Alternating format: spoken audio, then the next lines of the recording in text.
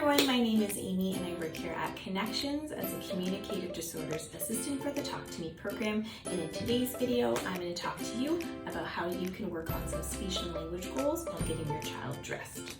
Now, some of the reasons I like to encourage families to choose daily routines to practice their speech and language is that right off the bat, we're all really busy and we're not adding something extra to your day that you're needing to do. We're just changing something that you already do with your child and adding some extra speech and language in there and trying a few strategies to see if we can get some extra words out of your child. So it's really nice. Everybody typically gets their children dressed every day once or twice.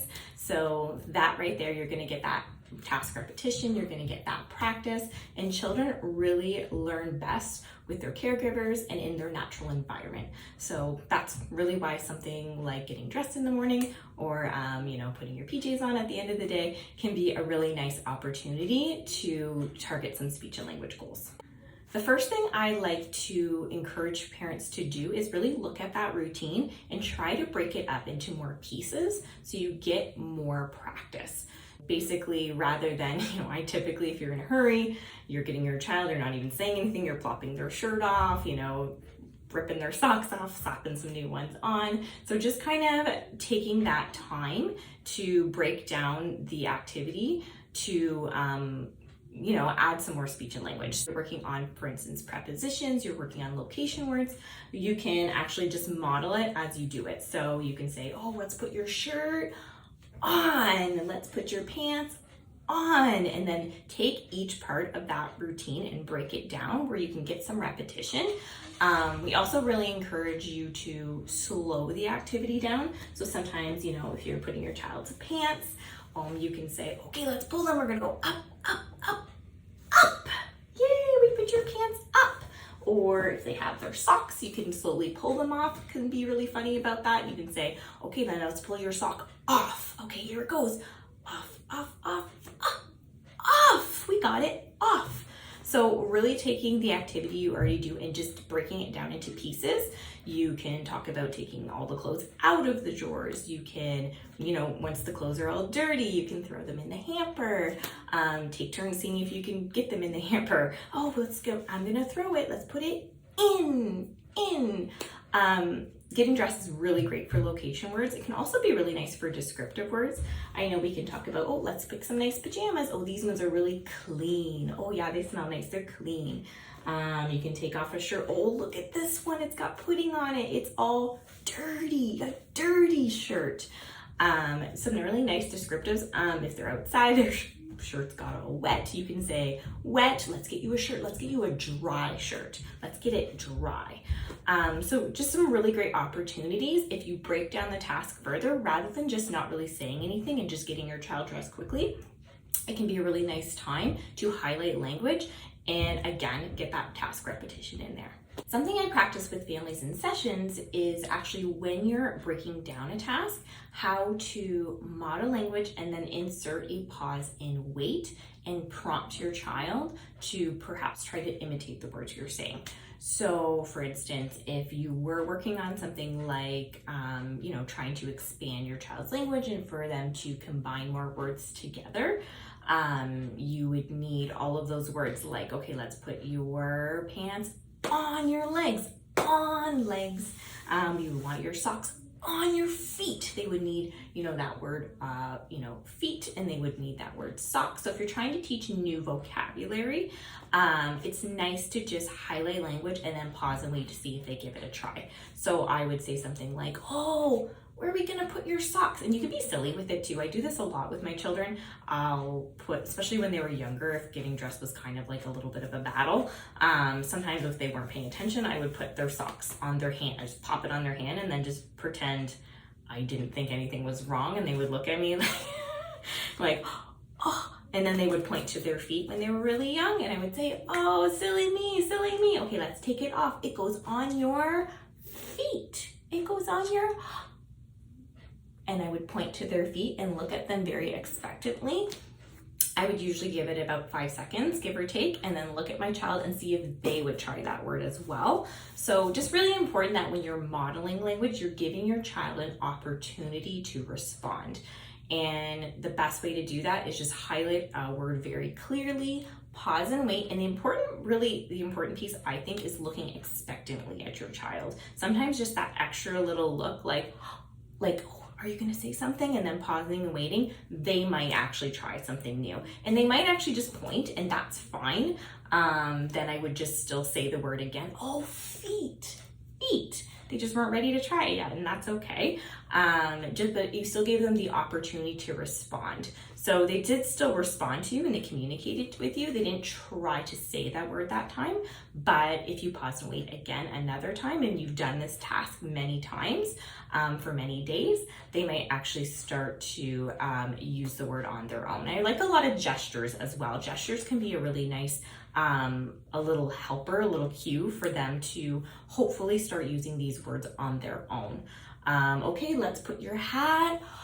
And if you've been working on the word on for quite some time, and your child's been imitating you, and you're wanting to encourage your child to start using it on their own, visuals can be really helpful with that. They can really kind of prompt your child and give them the confidence that, oh yeah, I know that word, and oh, let's put it on.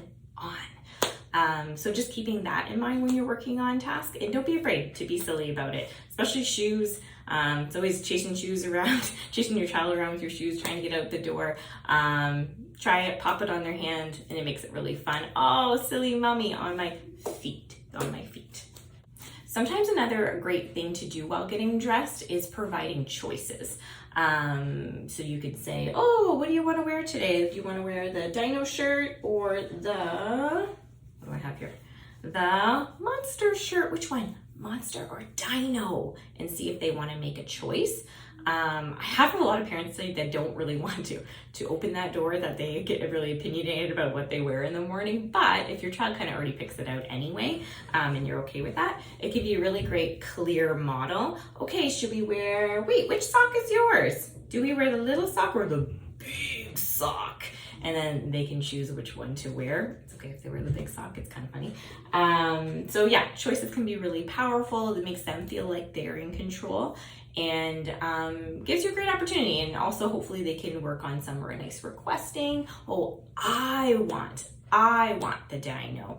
A lot of children will use me or their own name, like Charlie want the dino or me want dino. So you can also model that. So if they say, me want dino, oh, you want the dino, I like the dino too, and can really start modeling and highlighting that nice pronoun I.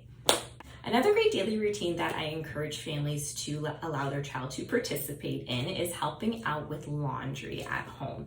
Can be really nice. My children really loved it. I didn't always let them participate in it because sometimes I was in a hurry, but when I could, I would really try to encourage them to participate. So they can help gather all the clothes. You can talk about, again, great task repetition. You can talk about how you're putting all of the shirt in for location words, pants in the washer, socks in the washer. You can talk about how every item is dirty and throw them all in, and then you can have them pull all the clothes out, and then you can talk about how all the clothes are wet and do that same task repetition again.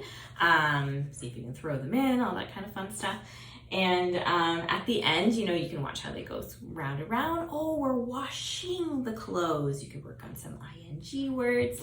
And when, the clothes are done, you can pull them all out and talk about how they're nice and warm out of the dryer. Oh, the clothes are hot. They're nice and warm. Oh, that's nice and warm. And you can talk about how all the clothes are clean. And then when the clothes are all clean, sometimes I would plop them on, the carpet in my living room. And then we actually sort the items. So you can choose, all right, let's make some piles. Oh, this one's for daddy. This is daddy's shirt. Oh, this one's yours. This is your sock, and some nice words like that. Or even, sometimes I would even wash their favorite stuffed animals. And this was really exciting. Some children might get upset about it, but my children love when their favorite little stuffed animals are nice and clean. So we talk about, oh no, her ears are dirty. She's got a dirty tail. Let's wash her up. And it was really exciting when the stuffed animal came out and it was nice and clean. And then you can talk about all the different body parts being clean. So that can be a really nice task as well. Concepts can be really nice. Like you can talk about how some items are big and some are, some are small or little. And also, we don't talk about it a lot, but working on receptive language as well, working on your child, seeing if they're understanding and processing language can be a nice activity for the sorting laundry piece. So you can say, okay, let's do this. We're gonna do a listening game. Let's see, can you give me the big sock? And seeing if they're understanding that word big and seeing if they choose the right item and give it to you, or you can make it more complex and say, oh, can you find the little sock and give it to your sister. So there's 2 steps in that command. So just trying to hold and process the information and then follow through with the following direction can be really nice. Sometimes you can work on negatives as well. So you can say, okay, give me the one that's, not blue. Some children will just hear blue at the end and they'll give you the blue shirt. So actually processing that whole direction and understanding that concept. Oh, which one's not blue? And if your children are having difficulty with this, just support them. So, okay, can I have the big sock? And if they're not understanding that, oh, which one's big? And give them some more information. And actually you could even point to it in the beginning. Oh, and then reinforce that concept. Thank you, this one is big. Look how big it is. Or, oh, you're right. Look, this one is not pink, or whatever you want to say. So giving them some more visual feedback just to kind of teach that concept. You're right. Oh, this one's not big, or this one's not pink. So following directions can actually be a really nice thing with sorting some laundry. Thanks so much for watching, and if you ever have questions about your child's speech and language, feel free to give us a call or visit us online at connectwithus.ca, and you yourself can fill out an online referral if that's something you're interested in. Thanks so much for watching, and thank you for connecting with us.